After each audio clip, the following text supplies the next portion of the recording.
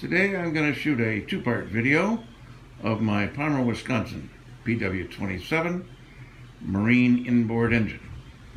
As you see, I have it static set up in the garage.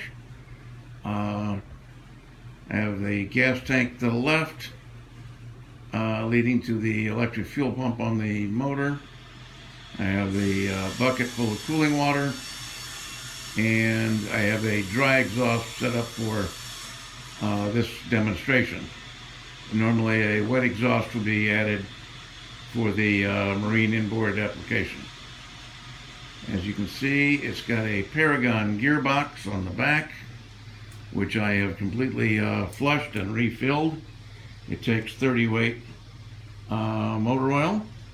Right below that is the freshwater water pump for cooling. That has a rubber impeller in it, which is brand new, as well as I've adjusted the seal on that shaft. It's supposed to drip a little bit so you don't burn up the packing. And ahead of that is the magneto. I've changed the condenser and points and adjusted that.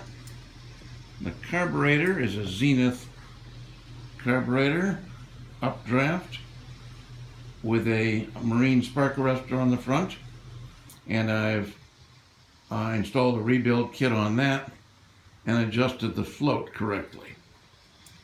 As we move around, got a new spark plug wire and a new spark plug.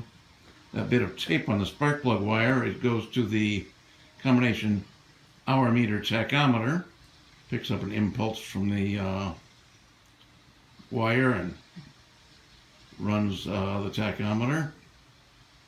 We move around. The instrument panel is pretty self-explanatory, with amp meter on the top, voltmeter on the bottom, and the key is for the electric fuel pump. I put this little advertisement on there because there was room for it, and it looks nice. Going around this side, you can see that it has a starter generator by Delco Remy. They've been used for years on small engines, and the voltage regulator is back there. Right below the starter generator is the dipstick, and there's a cover there that I've taken off and completely flushed the inside of the crankcase, cleaned it out, and replaced the oil there. Here you see the back of the gear case.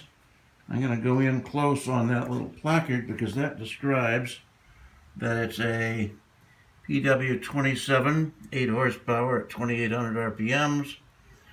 There's a serial number which ends in 64. I believe that's their indication that it was made in 1964.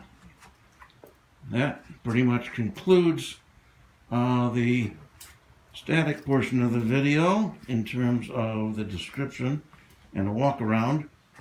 This gray box is the cover that goes over the engine for shipping and storage, and I have a complete operator's manual that covers the engine portion, the carburetor, the gearbox, and the magneto. And here are the used parts that I took out of the engine, as well as the extra parts that came in the carburetor rebuild kit, which is made for multiple carburetors, so you just use what you need and don't worry about the rest.